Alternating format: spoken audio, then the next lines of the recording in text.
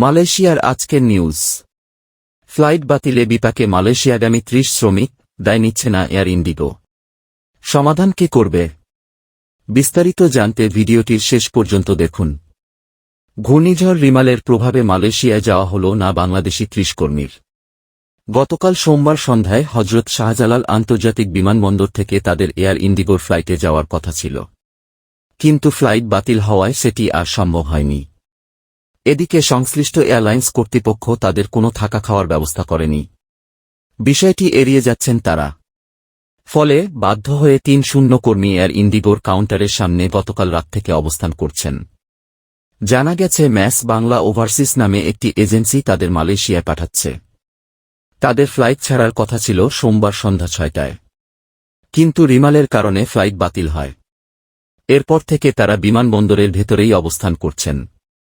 বিমানবন্দরে অবস্থানকারী কর্মীদের একজন ইব্রাহিম, তিনি বলেন, আমরা গতকাল দুপুরেরও আগে এসেছি, কারণ ফ্লাইট যেন মিস না হয় সেই চেষ্টা।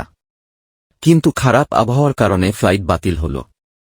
তবে আমাদের এয়ারলাইন্স কর্তৃপক্ষ নিয়ে যাবে কিনা কিছু বলছে না। তারা আমাদের কোনো খোঁজ খবরও নেয়নি। বাকিরা জানান তারা বিষয়টি এজেন্সিকে জানিয়েছেন। এজেন্সি মালিক তাদের সাথে কথা বলছেন। তবে তারা এখনও অনিশ্চিত নন যে মালয়েশিয়ায় যেতে পারবেন কিনা।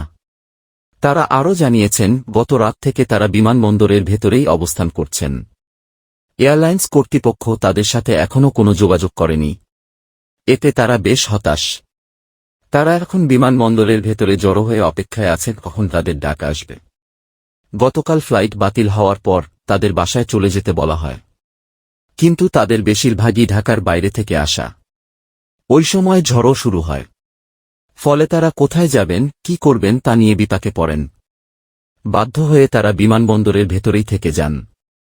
৩০ কর্মী যে এজেন্সির মাধ্যমে যাচ্ছেন সেই Mass Bangla Overseas MD Jamil Hossain বলেন, আমরা তাদের গতকাল রাত থেকে বলছি যাতে কর্মীগুলো মালয়েশিয়ায় যেতে পারে, কারণ আগামী ৩০ মে তাদের দেশটিতে পৌঁছার শেষ সময়।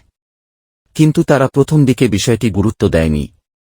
এখন কথা হয়েছে এয়ারলাইন্সটির একজনের সাথে। তিনি জানিয়েছেন তারা বড় একটি ফ্লাইটে কাল পরশু পাঠাবেন।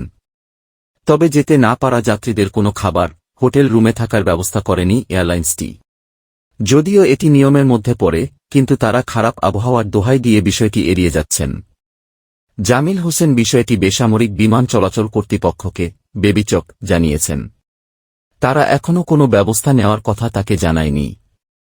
এ বিষয়ে এয়ার ইন্ডিগোর শাহজালাল বিমানবন্দরের ইনচার্জ ইব্রাহিম সাংবাদিকদের বলেন, আমরা তাদের অন্য ফ্লাইটে নিয়ে যাব।